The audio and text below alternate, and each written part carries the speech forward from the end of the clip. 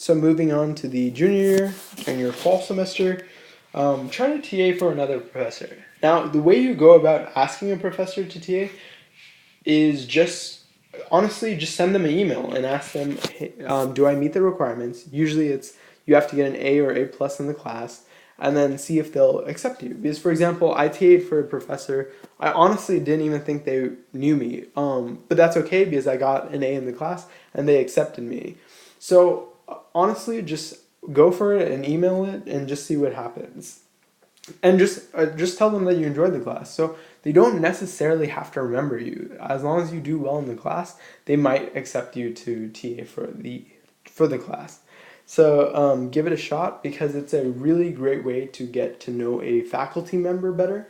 They obviously have access to connections and also the ability to write you a recommendation letter, which you will need 3 of during your actual medical school admissions process. Following that note, start shadowing doctors.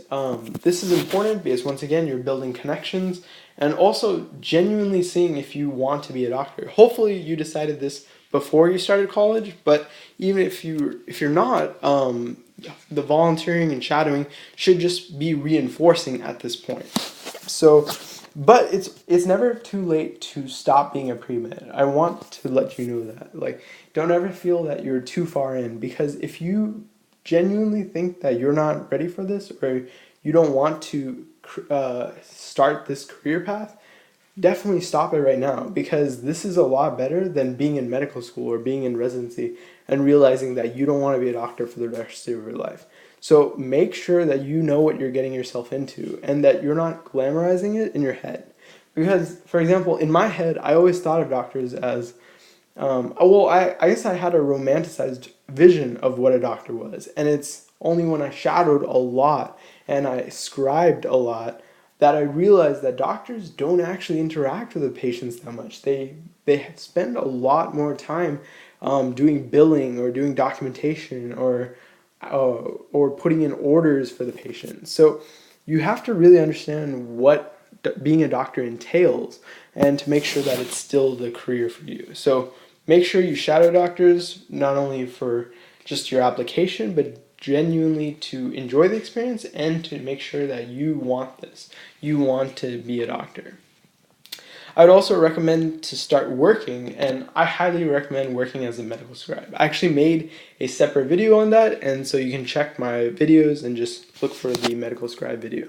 But I highly recommend being a medical scribe because unlike the other ones, like being a nurse's assistant or a medical assistant or pharm tech, EMT, all these things, they work with patients, which is absolutely is great experience. It's great clinical experience.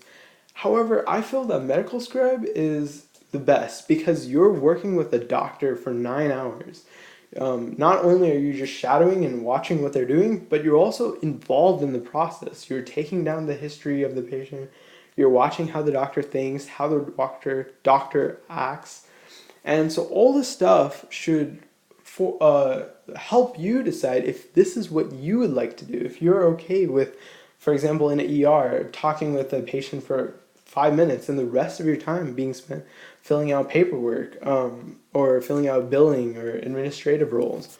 So I highly recommend going as a medical scribe because it was the most enlightening experience that I had, and I think you will feel the same if you work as a medical scribe.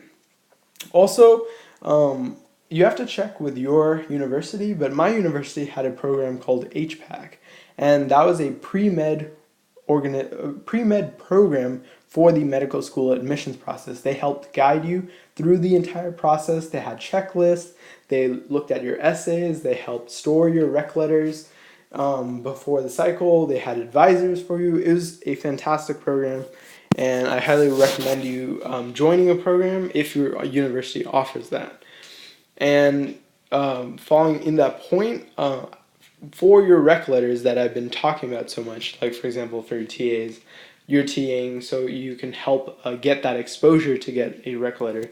When the right time to ask for it, I would think is right before Christmas break, because that's what I did. So the Christmas break before your junior year, ask your professors, all your professors that you need for rec letters.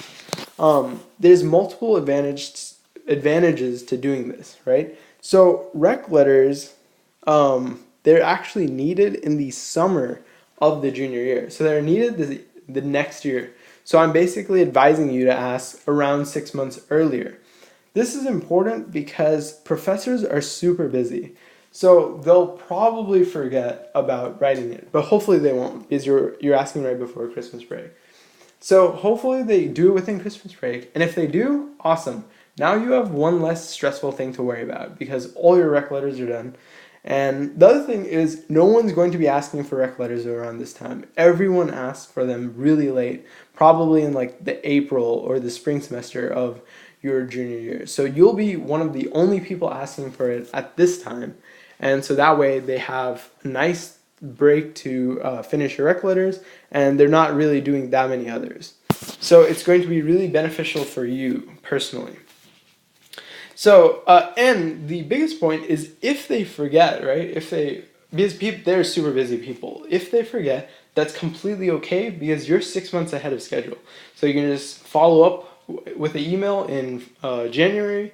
You can word it like, hey, I was just wondering if I could get an update on my recommendation letter status. And they might be like, oh, I'm so sorry, I forgot about it. And then they'll rush to finish it, and you'll still be 5 or 6 months early when turning in your recommendation letter. So it's a very beneficial strategy for you, so you don't have to worry about the timing, and also it's good for them because it gives them a lot of time to write it, so they don't feel rushed either. And for this part, so this works for me because my university had a program which stored the rec letters, so all three of them could send it to a specific place in our university, and they would store the rec letters for us. Even if they don't, you could still ask them to write it and then just hold on to it. And then when it's closer to the date, you can ask them to send it to the actual admissions program that you need. So that way, they don't actually have to write it. All they'd have to do at that point is just send it. So it still works out for you in the end. Okay, so during the spring semester, one super useful tip I would have for you is this can actually start in your freshman year. Start recording all the hours and dates that you've ever volunteered and just basically all the activities you've done in college. This is going to be super helpful for you when you're filling out your medical school application form because they will ask you for all this stuff. They'll ask you how many hours did you volunteer each week, what did you do, where did you do it, all this stuff, right? So if you have all this stuff in a nice format, it'll be super easy come time when you actually have to apply. Also during this semester, and you can even start this earlier in the fall semester, but start creating your rough drafts for the 3 essays that you'll need. This is actually a pretty time-consuming process, right? Because you have to somehow stand out in a crowd of excellent writers and people with common experiences as you. So try to create these rough drafts of these essays. So that way you can ask your advisors at school, they can help you revise and edit your essays, and then you'll have the best versions of your essays that you can possibly have. Okay, so during the summer of your junior year is when you actually apply to medical school. Well, depending if you want to go ahead in the next year, right? So typically this is when you apply. So I'm going to talk from personal experience, and so I applied in Texas. It was for a thing called TMDSAS. That's the application for Texas medical schools, and that actually opens up May 1st, right? So I would advise you to submit your application within that first week or even the first month. You really shouldn't have an excuse to delay it unless you're low on hours and you're building up your hours or something. You should really try to apply as fast as possible because it really does make a difference. I know a lot of people that had great extracurricular, they had great resumes, but they just applied late, and that really hurt their chances. So I'm telling you, everyone tells you to apply early, but no one really tells you what that is. And I'm going to say that you should probably apply within the first 1 week to 1 month. I think that's your greatest chance of being really early in the cycle and being the highest probability for you. I would say just a general, like, check 3 to 5 times for typos and errors. I definitely found a lot of little typos. They probably won't matter in the long run because the medical school admissions has so many essays to look through. But if you just have a bunch of typos, it's an easy way to get rid of your essay. And they're always looking for ways to rule out people. So don't give them a reason to rule you out. So you can check 3 to 5 times, and then you can ask other people to check it, because after you've checked it for a while, it might be hard to start finding errors because your brain's just like, it just starts skipping over the errors. And so it's always good to have someone else check it. But then after that, just apply it and just hit submit. And just another note is for secondaries, try to respond within a few days and then max 1 week. Okay, so for secondaries, they don't have to be the greatest thing on earth. They can be I would say like 90% good. The point on these is probably err more on the side of speed than quality, just because I honestly don't think they read it that carefully. From my experience, because I wrote my secondaries pretty fast, and I've never really gotten questions on secondaries. They usually only ask about the primaries.